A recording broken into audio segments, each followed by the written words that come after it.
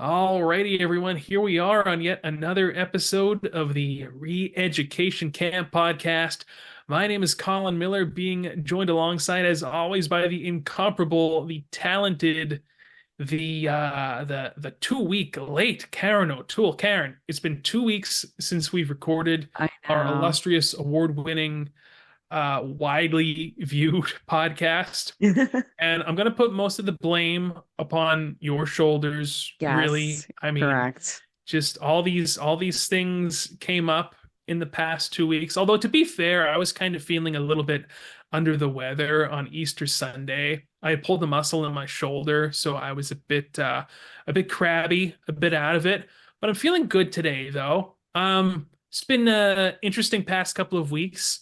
Nothing going on yet. Everything going on simultaneously. How stupid was that eclipse, though? Seriously, one of Yes, the yes. dumbest days this year so far. The biggest disappointment. I told you I didn't even look outside really, or I didn't look at the sky because I didn't have the special glasses, and I didn't want to damage my retinas, my corneas, whatever, my rods and cones. I didn't want to get them all screwed up. But I looked outside. I didn't even really see much of a dimming effect, truthfully. I mean, you sent me a photo. It looked kind of cool, but I feel like the day was built up so much. Like everybody was expecting something to happen. I don't know quite what everyone was expecting to happen, but it was just another boring, dumb, drab day in the life. Everybody clocked into their little jobs and they clocked out, then they went home and it was just a total disappointment. What are your thoughts?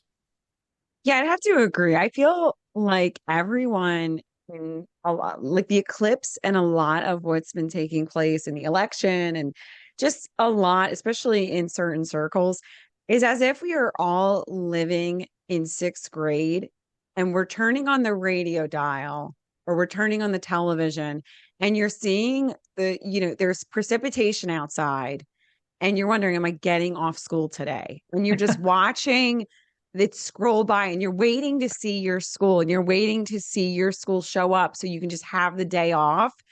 And I feel like because maybe it's because of COVID, where everybody, like the whole collective society, just decided we would have this weeks and weeks on end, months on end snow day in a sense. And I know it wasn't snow day. I'm not trying to uh, minimize what the effect it had, especially on people's mental health, their businesses, their finances. But there was something to it where I feel like collectively people appreciated this like pause in the busyness of our modern world. Absolutely. What do I always say to you? I say, I just need like a month. Everything Yeah. needs to shut off for just a month. I want to catch up on some sleep. I want to get my health in order. But it's hard to do when you've got these pesky little 9 to 5 jobs and all these different chores. Man, I just need a break. And it's getting to the point where it's like, World War III. Oh, will it cancel everything? Will it stop everything? That's the question I always ask when something is presented. Will this cancel things for a while? And if the answer is yes, I'm almost for whatever that is. I probably shouldn't say that. That's probably a bad thing to say. But I feel like a lot of us feel that sense of desperation in the world. Like, can everything please just be put on pause for a moment so we can sit back and catch our breath? I often say to my one buddy who lives in Maryland, I'm like, man, I just want to sit on my patio in the sun and stare. I just want to sit and stare. I don't want to have any earbuds in. I don't want any external anything. I just want to sit in the sun and stare and take some deep breaths. And I just want to do that for a month. Is that like a okay? like a like a lizard or like a Yeah. snake when they just hang out on the Yes. rocks. Like, Yeah. yes, yeah, like they look like they're having a good time. And I am a snake. That's my Chinese animal. Yeah. Okay, yes, So yeah. there you go. But there is, like you said, I think, and because of COVID, I was just having this conversation with a family member of mine today about how COVID like kind of reset their brain where they, and I really believe here's what it is, because here in America in our modern day, we have been influenced and we have read like we have been read this script and been messaged that our careers and our status are our end all be all. Like having a job, like our job, our career, the status that comes along with it, the things we own, the car we drive, the house we live in, the vacations. Well, vacations I won't include, but you understand what I'm saying. These status symbols are the value of a good life. And that has all been a lie. And I believe like a lot, like, because you hear a lot of these people talk, they're like, well, these Gen Zers don't want to work. And I think a lot of it I don't has blame come them. from, yeah, Can you I think a blame lot of them? it, I mean, imagine entering the workforce and they just are paying you to hang out around your house and go to the park all day and you really weren't at risk from COVID whatsoever. So you're just getting paid more than you make actually clocking in. And you just got to like hang out with your friends and family. And I think a lot of people, there was some, there was some benefit to that where I think people realize, oh, no, no, no, no, no. The real value in life, a life well lived comes from relationships, comes from family, comes from friends, comes from giving to others, comes from time spent with others, comes from giving yourself maybe to creative endeavors. And really the value of a good life is not determined by your status, by the things you own. Now, things can help you, having a good job and having status can help you live a good life, but it doesn't necessarily equal, they're not, you know what I'm saying? It's not completely cohesive. And I do feel like a lot of people realize that. And it's funny because we were just talking before. One of the reasons we didn't get to record last week is because I went to go visit my grandmother who's 95. And my grandmother epitomizes someone that knows to just not care about time and just have a good time. Like she is never like you go over to my grandmother's and you are not going to accomplish anything. Like you're just going to hang. Like she is the queen of just hanging out and having a good time and slowing down. Like that is all she is. Like she just epitomizes that. And I think for me, I actually lived with her in college. And I will say out of my family is not a very type A family by default, right?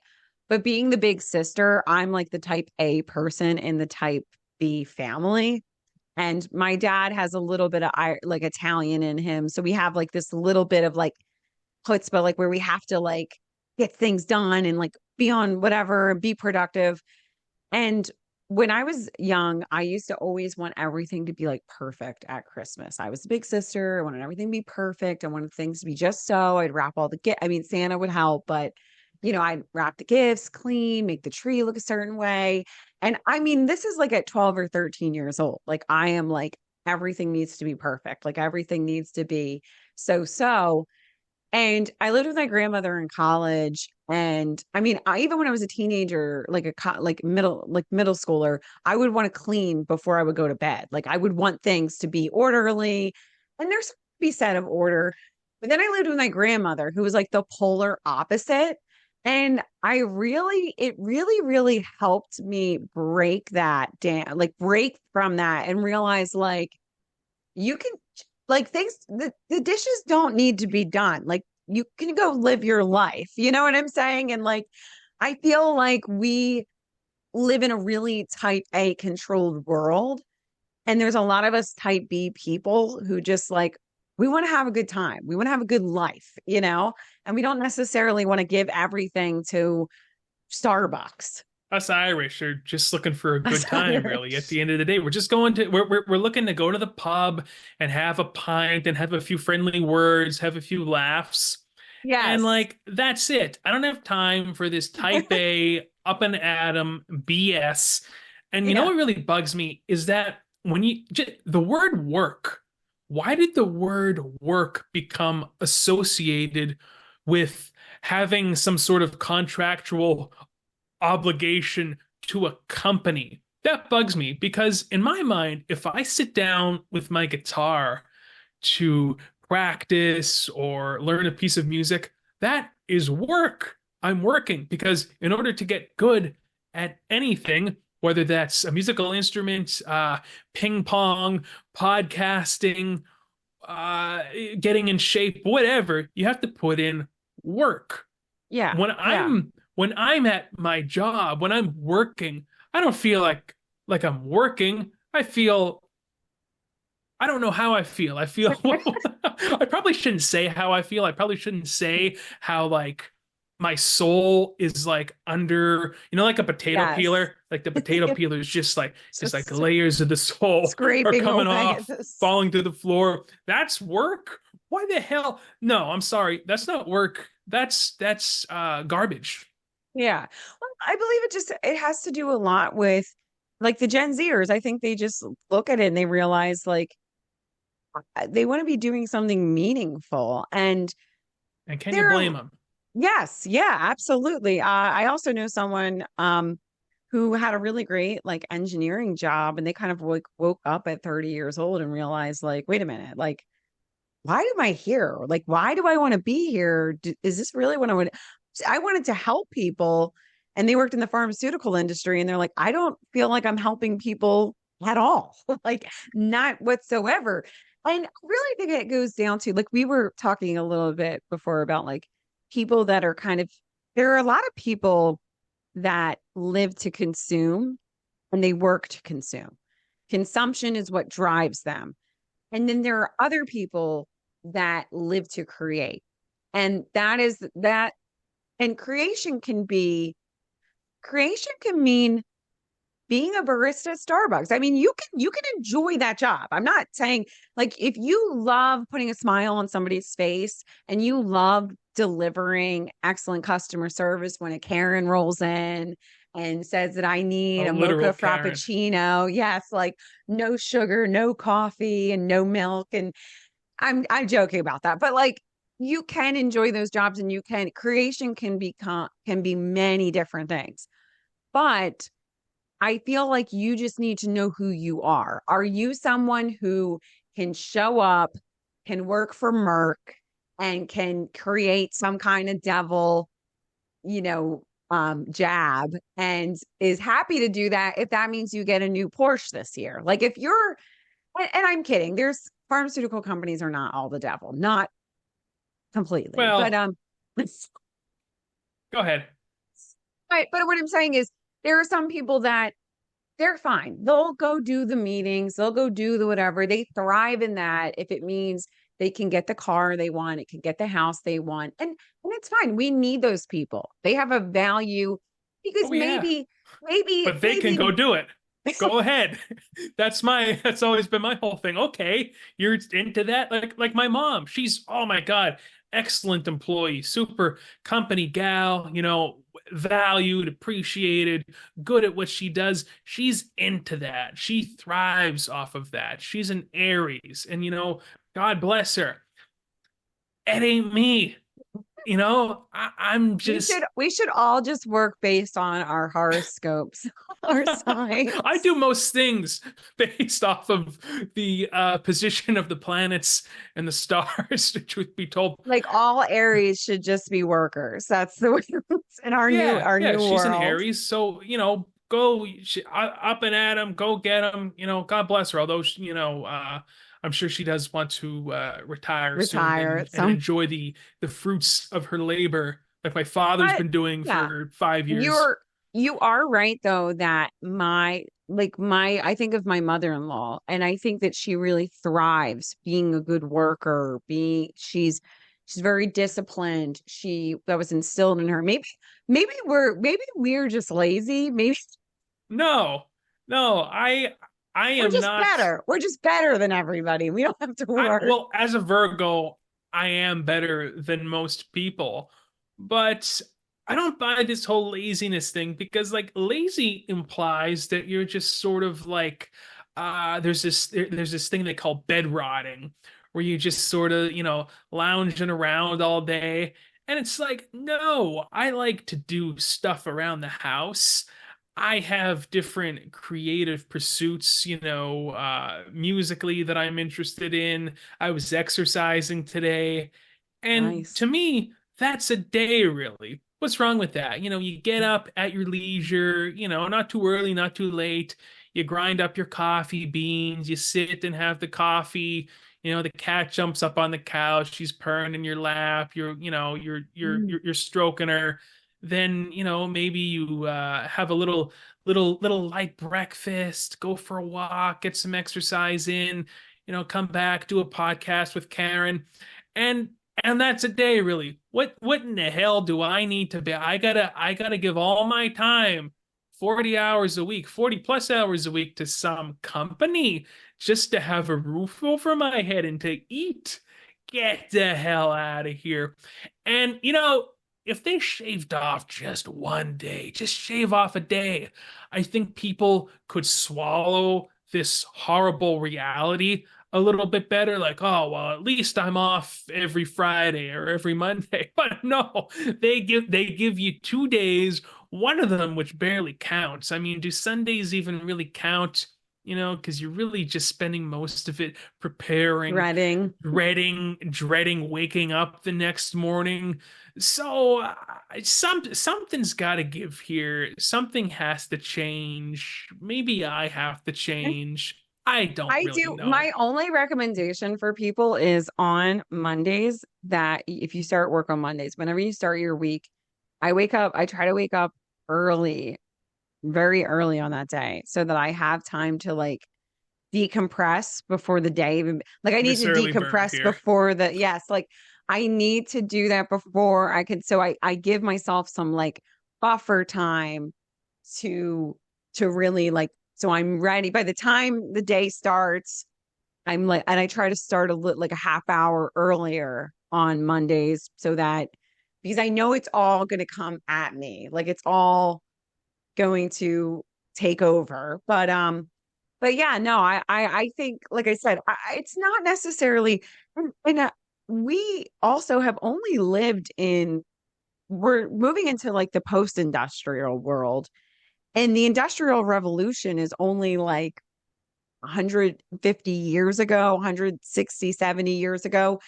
Before that, we were agrarian. So you were spending a lot more time with your family. You were spending more time with your community. You were spending more time with people. And even if you were doing work, you were doing it in more of a communal setting and you were doing it in more of, I think like you saw the value of your labor and you also a lot of times were working more with your hands, which has a level of satisfaction. Whereas like when I'm staring at a computer screen, I'm just like, I'm done. Oh, I don't even want to look at this any longer, you after know? a Like few hours, it's like, okay, I've had my fill of this for the day. it's kind of off, but like I have to say I'm kind of ignorant to this. I haven't really thought about it until this moment, but like this is even a new phenomena. Like people working in front of computers is only something that is really to this extent, to this level, and to these graphics has only been in the last like 20 years. So we don't even understand. Like we understand right now that our phones are rewiring our brains. So I could imagine that there is some I do believe there is probably less satisfaction that you get from a job where you are working in front of a computer sitting. I try to stand a lot so that I'm Yeah. not, at least I get some little bit more movement in, because it makes it feel very like cumbersome and you feel like it's strange, which is hilarious that we would complain about it after people like broke their backs in coal mines for us to be here. Hey, that was a long time ago.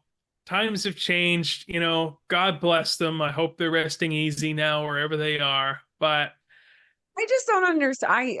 I do think that we always joke around that we are socialist conservatives. That we want yeah, we're in favor of universe. uh, I don't really feel this way, but I do. We always joke around. Colin's like, I really do feel this I way. I I'm feel this ready. way.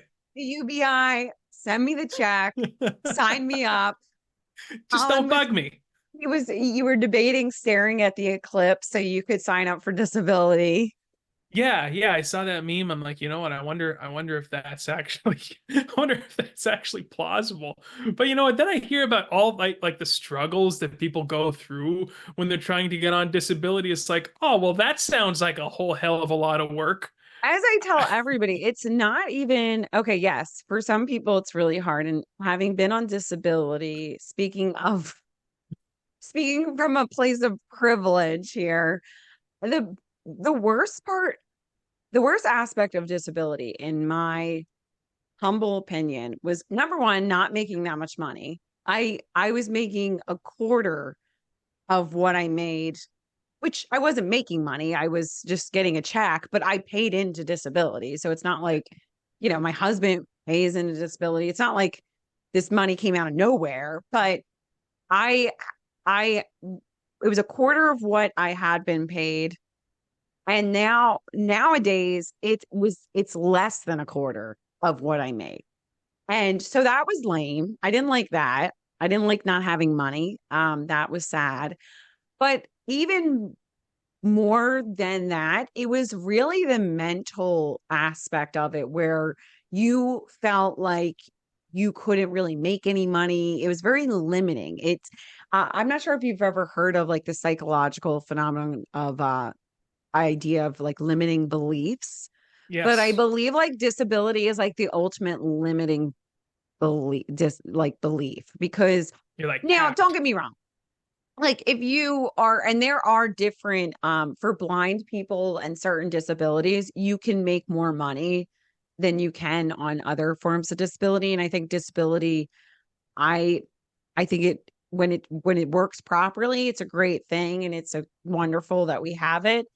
It helps a lot of people, but I do feel like a lot of people fall into this, like you said, like this limiting belief that like they are capped and they're not able to, like, you're starting every day thinking like all the can'ts and the things you're not able to do instead of, like that's why they changed handicap to handy capable, and it's like silly, but I understand where that comes from. That it's like, no, think, being somebody that's had a transplant, like I see a lot of people on these like transplant message boards, and they'll be like, well, all the things that, like, they'll list all these things like they can't do because of the transplant. And a lot of people encourage them like, no, no, no, no. Like there are all these things you can do because of the transplant. Like, so I think it's kind of the same with disability. It's more, to me, the biggest issue is like I felt like I was limited. Like I couldn't make, if I made too much, I was afraid to make more money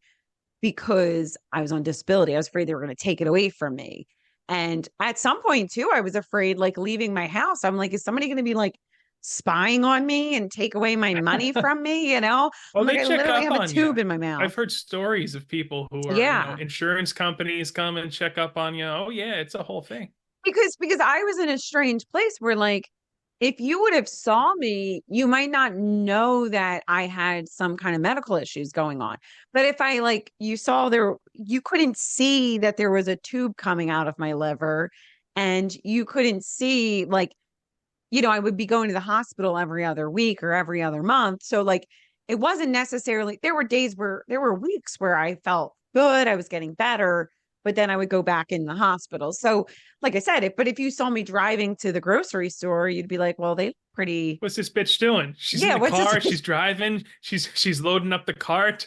Like, what Don't gives worry. here? I was just, speaking of COVID, I was just mad because I was like, if I would have just waited a couple, if I would have just waited, I could have just went on unemployment and made more money than I did Ugh. on disability. I was so pissed.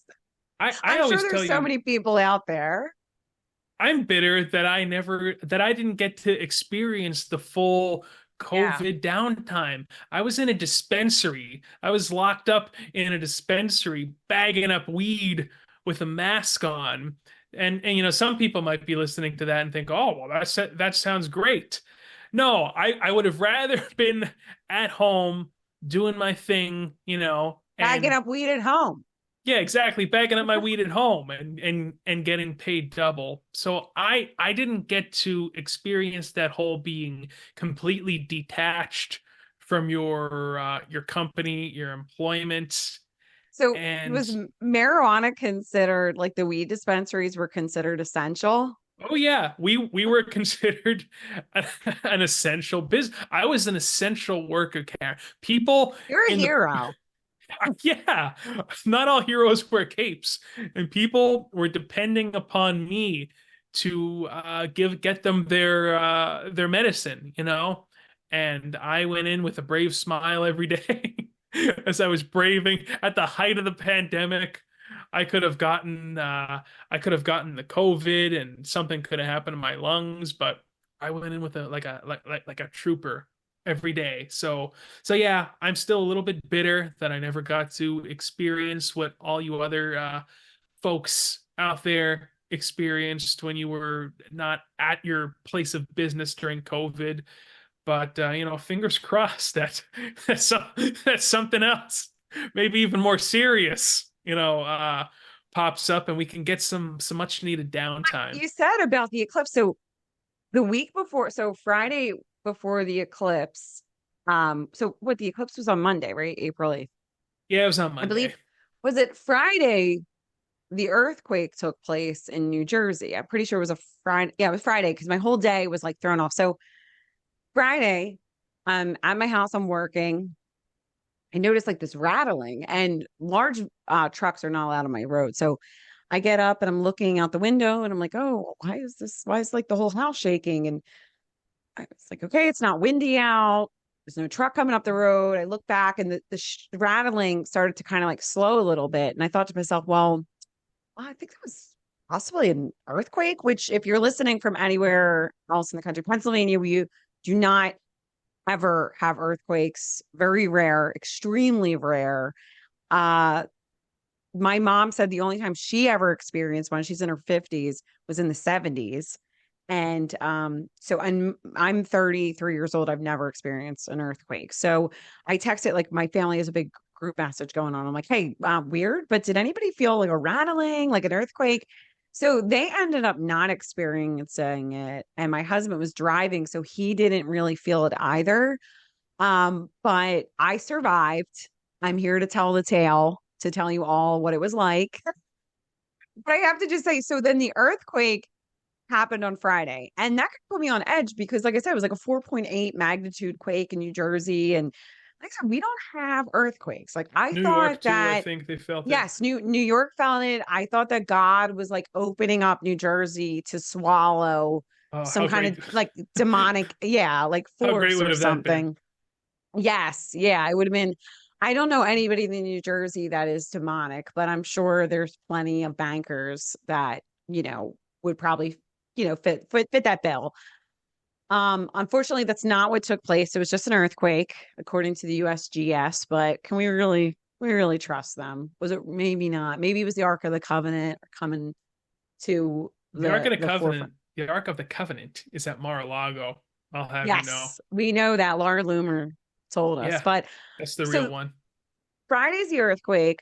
And I kid you not, like it really like threw me off like for the rest of the day. I was like, I can't even think about work now. Like I It should just have been survived called an earth. off. You see, I should have, yeah, like this is crazy. Like, but things it like that really should did. cancel work for the rest of Yes, the day. it should because it was so disruptive to me. But it really did. Like, it really threw me off because I had never experienced that. I've never even been when I was in Alaska, like I've traveled, I've never experienced an earthquake ever. So, especially to experience it in Pennsylvania, it just was jolting. So, fast forward to Monday, eclipse day. Like you said, there was so much expectations, there was so much building up to this eclipse. Like, was Donald Trump going to come and with, with JFK Jr., Yeah, break down the White House? Like, what was going to happen? Like, we were ready for. They really had us ready for something. Was the red heifer going to be sacrificed? I don't know. So I was texting you, but my power was flickering. And then where I was working, the same counter where I experienced the earthquake, the light right above me went out. And then the power had come back on, but that light just went out and all the other lights stayed on. So I was like, okay, it's a little odd. that light ends up coming back on. And then probably like an hour before the actual eclipse, my power just completely went out for about like 20 minutes, I'd say. I think it was about 20 minutes. So I was really like between the earthquake and that, I was like, Jesus, are you here? Please take us. And you Like got I my was hopes like, up yeah, I know. because I'm sorry. you I texted didn't, me that your power went out, and like at the exact same time, my mom texts me saying that her internet is out. And I'm like, yes. oh, praise Jesus, thank you. This is the big the cyber pandemic, the big global outage. We're all gonna get a nice little break here. The 5G is gonna be gone, the Wi-Fi is gone, our brains and our bodies are gonna feel so much better. But oh no, no, it was just an issue with that particular internet service provider that she had, and I don't know what your issue was, but you both Yeah, I don't got know. me like really hopeful and optimistic that we were all going to be disconnected until further notice. But son of a bitch, here here we are still. Yeah. Yeah. I know. It was very, like you said, it was not the cyber pandemic. It was not, we'll have to wait.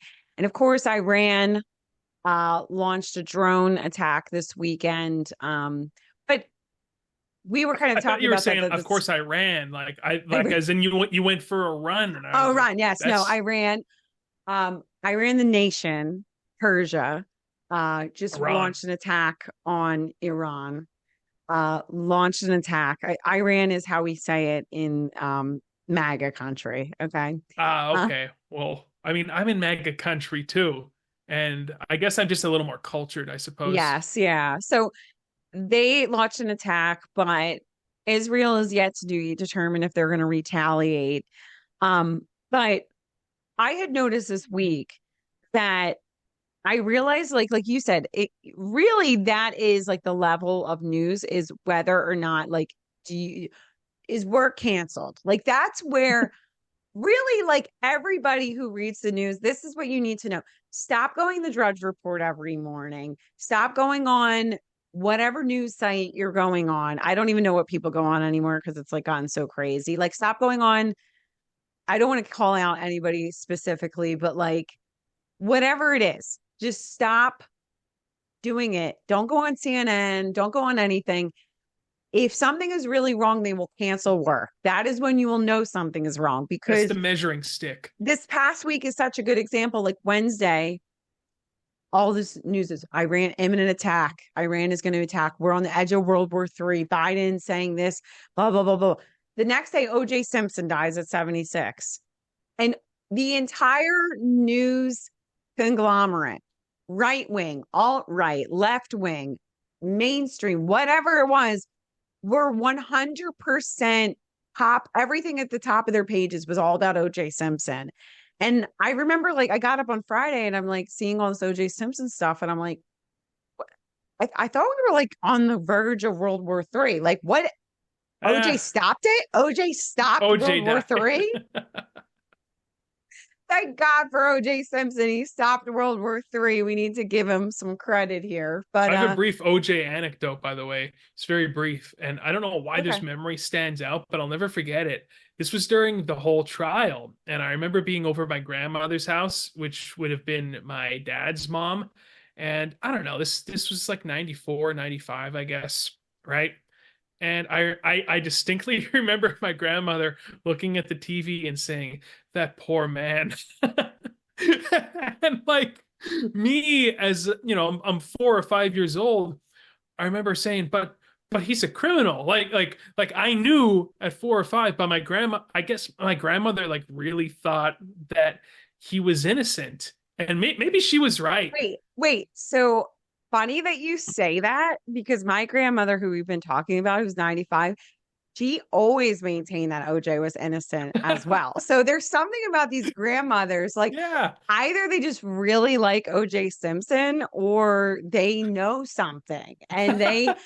My grandmother always made, she also voted for Reverend Jesse Jackson for president. So she was a very progressive woman, but she always maintained that OJ was innocent. She was like, he's, grandma's Antifa. yeah, yes, yeah, but She was burning down federal buildings during the Summer of Love a few years ago. she was like leading the assault, but Oh. always maintained that OJ was innocent as well. So there's something, I don't know if it's what are maybe our grandmothers were watching a certain channel that was sympathetic towards OJ at the time. My grandmother was like a big Nancy Drew person too. Like she was always watching. Do you remember Natalie Holloway who disappeared in Aruba? I I don't know. I'm Oh, not she sure. was one of those like missing white girl cases that they would talk about on. Are you familiar with Nancy Drew? Yeah, I'm familiar with Yeah, Nancy yeah. Drew. My grandmother would be like, they don't know where Natalie is. I'm like, who the hell is Natalie? Like, who are you talking about?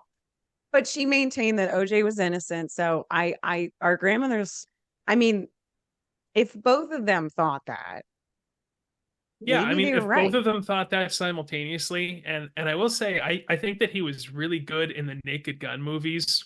Have you ever seen the Naked Gun with Yes, Leslie yeah, Nielsen? yeah, yeah. OJ OJ was really funny in those. So Well, he's an inspirational voice and he inspirational is story of NFL Hall of Famer. overcoming. NFL Hall of Famer.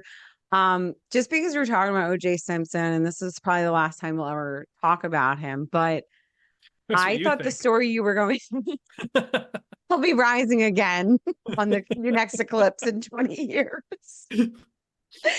I went to my great aunt's house the one time. It was like 1998. So I was like 8 years old. She goes to me, it was like in the morning, and she was like getting breakfast together. She's like, do you want some OJ? And I just looked at her like deadpan. I'm like, OJ Simpson?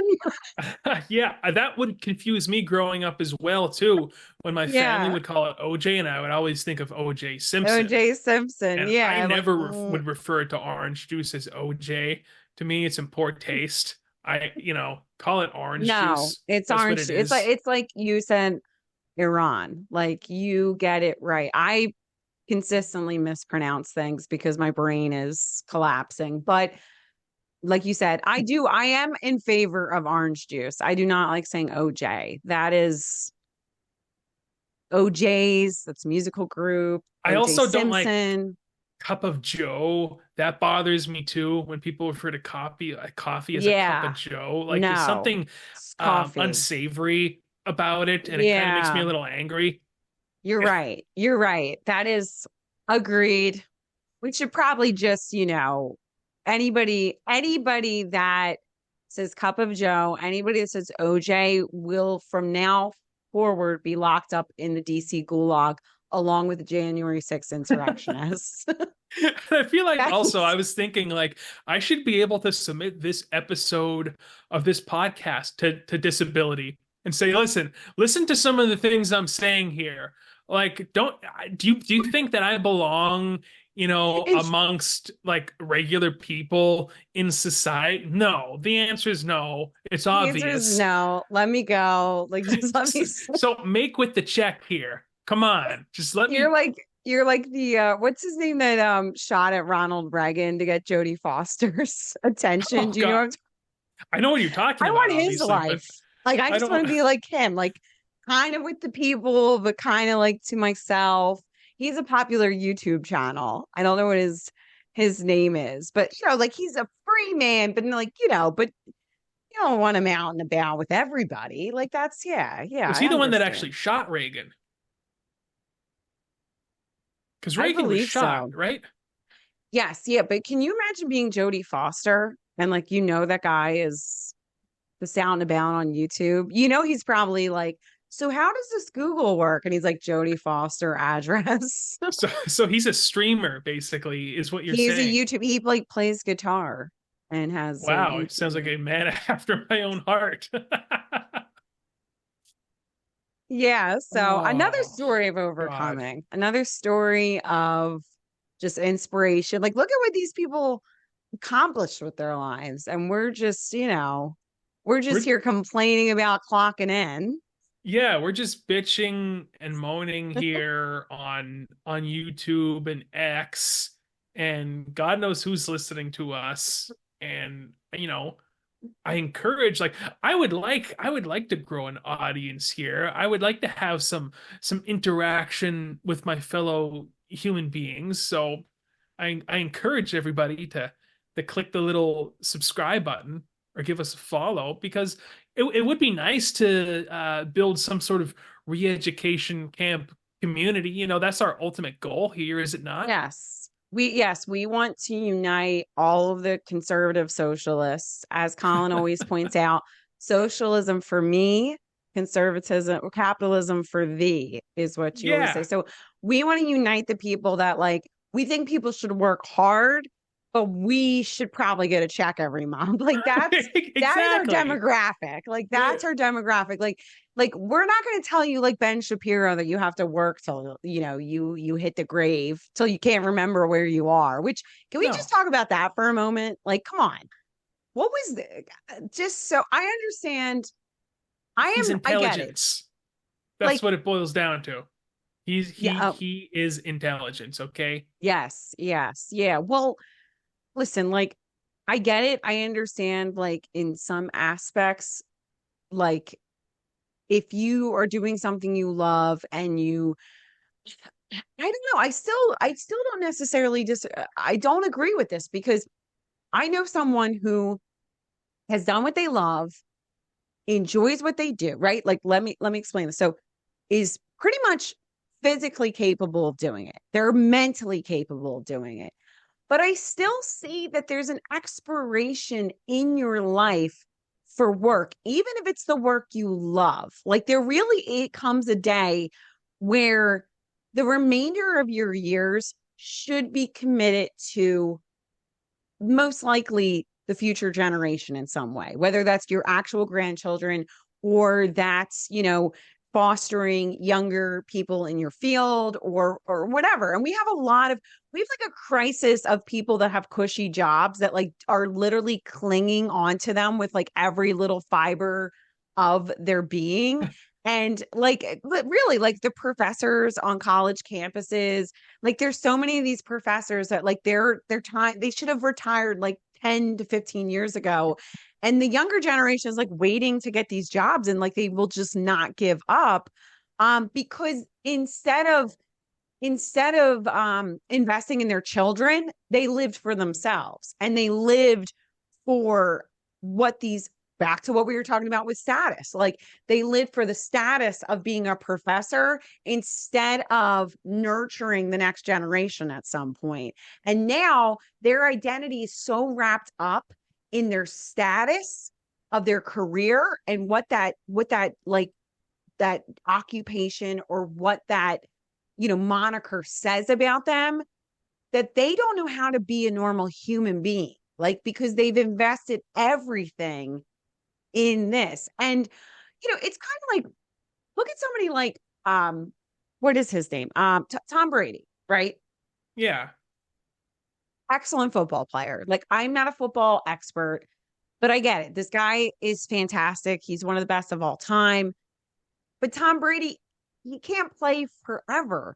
And if he just tries to be a quarterback for the rest of his life, it's going to start to look ugly at some point. And even for Ben Shapiro, like Eventually. yeah, eventually it's not going to be right. It's going to be wrong. And he really the best way for Tom Brady to spend the remaining of his years is to enjoy his family, enjoy his life, and then nurture the new football players coming up because that is the cycle of life. And Ben Shapiro will one day be an old man, and there's going to come a time where the best thing for him is to retire. And if he continues to work past that real point, there becomes like a point it's going to be a grave mistake. But I do not believe, I do not. Now, if you want to say that, nurturing the next generation maybe or whatever is not exactly retirement, I can understand what you're saying. But I think Ben Shapiro means like I am going to hold on to this microphone until like they're literally putting me in a coffin. Like that's the way I understood what he was saying. What you were saying just made me think of Quentin Tarantino, because he's been saying for a while now how he doesn't want to turn into one of these old man filmmakers that's just out of touch and Hmm. producing drivel. So he wants to stop at 10 movies. Like his 10th movie is going to be his final one, and then he's just going to focus on like writing novels or whatever. And his next movie will be his 10th one. And Wow. quite frankly, I think that he should just stop. I don't even think he needs to make a 10th movie, considering how good his last one was, in my opinion. Once Upon a Time in Hollywood. That's my favorite movie that he ever made. So, yeah, anyway, I just wanted to bring up Quentin Tarantino, really, Well, we is what know this that is it about. really isn't about Quentin. We know who it all leads back to, and that's Leonardo DiCaprio. You know what, though? He's getting on my nerves, though. He's You getting know, why now? you see him every he's got this 25-year-old girlfriend. He's Yeah. 49. It's just something. Like that's example. Good example. Leonardo DiCaprio needs to retire from dating young women. Like that You're needs to come. right. It's a life cycle. Like it's starting to look creepy. It's starting to be uncomfortable.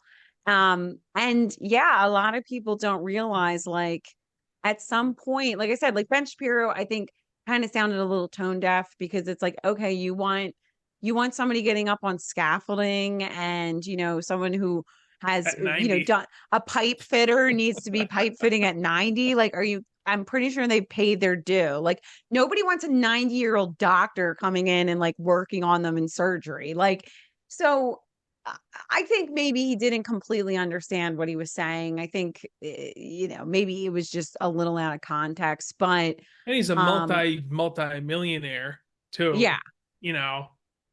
Yeah. So that, I think that factors into a little bit. I mean, what's he doing for work, really? Complaining Yeah, about complaining about Zoomers? Dylan Mulvaney. Yeah, it's like Yeah, nobody is that work? cares.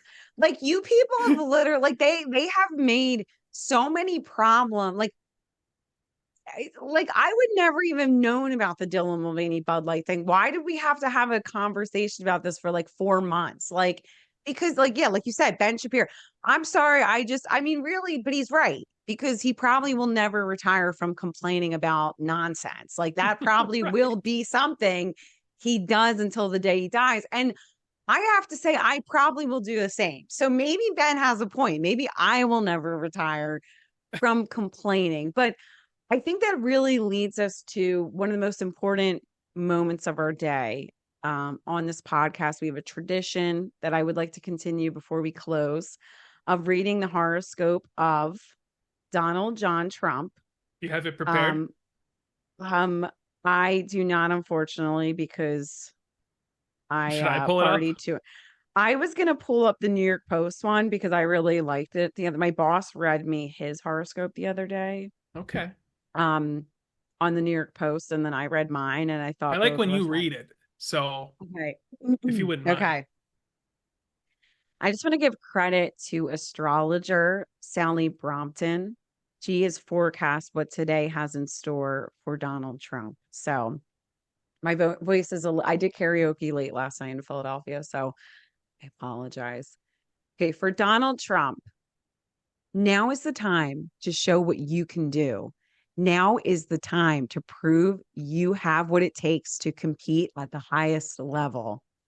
The world will be watching closely over the next 7 days. So aim high and make sure it likes what it sees. So this is going Hmm. to be an important week in the life of Donald John Trump, the 45th and 46th and 47th president of the United For States. and infinity. Kidding. And beyond, because really, who else would you want? When it boils right down to it. Like if this ever gets, there's probably going to be people at the FBI that listen to this. And they're like the intelligence community, like, what do they mean by that? I This is, you hear this rhetoric. It'll be on it'll be on Rachel Maddow. They said he'd be the infinity president. What does that mean? I think about that all the time, by the way, like when I'm cooking, or I think about like, man, what if the FBI just like kicked down the door right now because of something that I said to Siri or something that I said on this podcast that, everyone is watching, that the whole world is watching. Well, The thought does occur to me. strange things has happened. You just need to stay away from the Latin mass, and I think you'll be okay. Because if Yeah. you go to Latin mass, they'll have reason to come break down your door. Oh, Karen, it's okay. I haven't been to mass since Christmas Eve, so I don't think I have much to worry about. Okay, And I good, couldn't I good. missed I did intend to Not that go I on think that's good. Easter. I Yes. had like the utmost intention of going to mass on Easter Sunday, but I swear I threw out my shoulder. I was in pain. I was up all night, just writhing in agony, and I couldn't make it. I did make it to dinner though. I like that, like Jesus, I know you were whipped and endured endured complete and utter torture and suffering, but like my shoulder is a little He's cut off from a different today. cloth than me though. You know, Well, I like have to tell you, Easter wasn't even the correct actual um that's actually, well, according to Catholics, that's Easter, but really it should align with Passover, which is coming up not this ah, week, but the next week. So really, because Christ had the Passover supper with that's the true. Last Supper. So it really should fall after the Last Supper if you think about it. So That's that's true. why, yeah, that's why there's, yeah. So I am Catholic though, and we are the one true religion. yes, yes, So, yeah. So yes, as Nick Fuentes would say. well, But listen, yes, I think that that's a appropriate place to put a little bow on this week's episode. But we're gonna try and do this more frequently, right? I mean, this has been fun. yes, This has been fun, we, and yes. hopefully somebody out there got a rise out of everything that we've been bitching about, or hopefully somebody has related to what we've been saying. And if you have, don't hesitate to give us a little comment, in the little comment box in YouTube or on X or wherever you are listening to this illustrious podcast. And any final words of wisdom for the week, Karen? The floor is yours. I would just say I definitely want people to comment. If we made a mistake, let us know. We like to respond to our comments. No, So I don't if want to there's hear about anything, mistakes. I want praise. So okay, praise. Okay, put your praise for Colin and any considerations you might have that's better. below. And we'll be sure to read those and maybe comment back on some of those in the future episodes. And as Colin said, consistency is key. We will be crushing the process with consistency in the coming months. All right, Karen. Well, that about wraps it up. So, for all of you out there, stay healthy, stay well, and we'll see you right here next week on another edition of the Re Education Camp podcast.